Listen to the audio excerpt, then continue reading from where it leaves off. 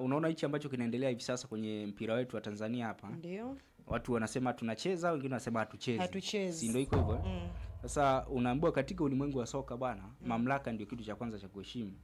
Lakini pia kuna watu wengine huwa hawaheshimu mamlaka ni kwa sababu tu ya sababu zao binafsi.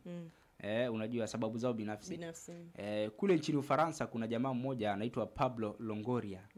Huyu Pablo Longoria yeye ni bosi au ni mmiliki wa timu ya Olympique Marseille ya pale nchini Ufaransa. Sasa huyu jamaa watu wanamtaja kama kiongozi au tajiri au bosi jeuri zaidi kwenye mpira wa miguu. Kwa sababu gani? Kwa sababu ya kile kiburi chake alichonacho dhidi ya mamlaka za soka nchini Ufaransa. Unajua kule barani Ulaya wenzetu wamenyooka yani kama umesema hivi watu watakunyosha kulingana na kanuni hii. Yani kule hakuna si masuala ya kusema tunatumia busara, ile haipo. Unajua ile. Kwa sasa huyu jamaa Mr. Pablo Longoria yeye ni rais wa klabu ya Olympique Marseille na anatambulika kama kiongozi mwenye kiburi zaidi kwenye soka la Ulaya. Unajua ni kwa sababu gani? Katika kile kilichoonekana kama kulilipukia shirikisho la soka nchini Ufaransa kwa maana France Football Federation au FFF unaweza kusema hivyo kwa maana ni FFF. Sasa na bodi ya ligi ya nchi hiyo ambao ni LFP.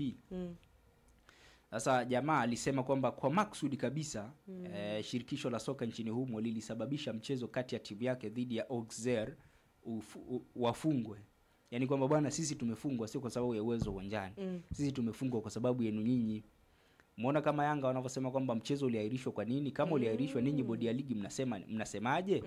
Sasa yeye alisema kwamba mchezo ule hakufungwa kwa sababu za kawaida za kwenye mpira. Yeye anasema kwamba walifanya kila namna Marseille wapoteze. Umeona bwana? Sasa kutokana na hicho kitu tarehe 27 mwezi wa pili mwaka huu kwa maana miezi mitatu iliyopita. Sasa huyu jamaa miezi mitatu iliyopita shirikisho la soka nchini Ufaransa likamfungia kwenye mechi 15. Yaani bwana wewe hautakiwi kuonekana uwanjani kwenye mechi 15, hautakiwi kwenda uwanjani. Kama utaangalizia banda umiza au nyumbani kwako ni wewe, ila uwanjani hautakiwi kuonekana. Yeye jamaa unajua akasemaje? Akasema hakuna mwenye uwezo wa kunifungia mimi kwenye soka la hii nchi. Hakuna mwenye uwezo wa kunifungia. Yaani hakuna mtu mwenye kama anajeuri. Sasa jana si unakumbuka mzee Shaban Mgonja alisema kwamba wao wanavyoamini ni kwamba hakuna kiongozi wa kuipokonya Yanga alama 15.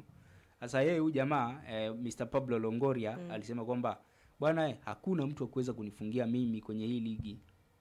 Yaani sio nyinyi watu wa bodi ya ligi, wa bodi ya ligi kama ligi ameibeba hivi. Ameishika hapo unaweza kusema yes. Sasa akasema kwamba kwenye bodi ya ligi yao ya Ufaransa kwa maana LFP wala kwenye shirikisho kwa maana Triple F hakuna mtu ambaye ana uwezo kumfungia yeye. Na ili kudhibitisha hilo jamaa akaendelea kwenda uwanjani kama kawaida. Umeona bwana? Jamaa aliendelea kwenda uwanjani na hakuna kitu ambacho amefanyiwa. Na ilipofika tarehe 2 mwezi wa 3 na mwaka 2025 kwa maana siku 5 siku kama 6-7 hivi tangu afungiwe huyu jamaa aliingia uwanjani kwenye mchezo kati ya Marseille dhidi ya Nantes na akakaa kule juu kwenye sehemu ya VIP na hakuna kitu ambacho amefanyiwa. Na aliendelea pia kuhudhuria mechi nyingine kama kawaida na mpaka kufikia sasa hakuna mechi ambayo alizuiliwa kuingia uwanjani. Aidha na maofisa wa michezo, maofisa wa viwanja kwa maana wale walinzi wa viwanja au maofisa wa mchezo kwamba huyo bwana hatakiwi kuwepo hapa aondolewe. Umeona? Na inadaiwa kwamba huyu jamaa jeuri yake inatokana na nini? Ni kwamba ana nguvu kubwa kutoka sehemu kubwa ikiwemo pia ikulu ya nchi yao ya Ufaransa. Kwa hiyo bwana kumgusa yule ndio ile wanasema bwana unagusa watu wakubwa. Unagusa watu wakubwa. Kwa Mr. Pablo Longoria ule uhuru au ule umwamba alionayo ni kwamba anatoa jeuri na baadhi ya watu. Sije katokea kwenye ligi yetu. Pengine wenda ikawepo pia. Kwenye ligi inawezekana pia kwa sababu kama yakawepo. Kwa sababu kama maamuzi yanafanyika na baadaye maamuzi hayo yanapingwa na watu na tuoni chochote kinachofanyika, inawezekana pia ikawa hivyo. Lakini Mr. Pablo Longoria bwana wanasema kwamba ukiwa unapiga ngoma ukisikia ngoma inalia sana wanakuambia ikivuma sana ujue inakaribia kupasuka, si ndivyo? Au kama ni usiku ukiona giza limezidi ujue kuna karibia kukucha.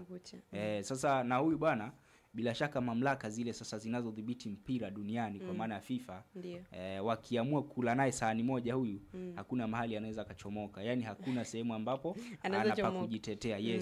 Kwa hiyo huyo ni Mr. Pablo Longoria mmoja kati ya wafadhili au mmoja kati ya mabosi wa timu ya Olympique Marseille ambaye pia ni rais wa klabu hiyo. Umeona kama pale Simba Yaani timu yake pia ndio rais. Ni miongoni mwa watu ambao wamewekeza pale kwenye timu. Unajua kule wananunua hisa.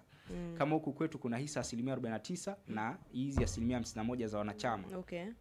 Sasa yeye pia ana share kwenye zile hisa. Kama ni 6% kati ya zile 49, inawezekana ikawa hivyo. Lakini ni mmoja kati ya watu ambao wana kiburi sana kwenye soka duniani, Mr. Pablo Longoria. Hatari kweli kweli.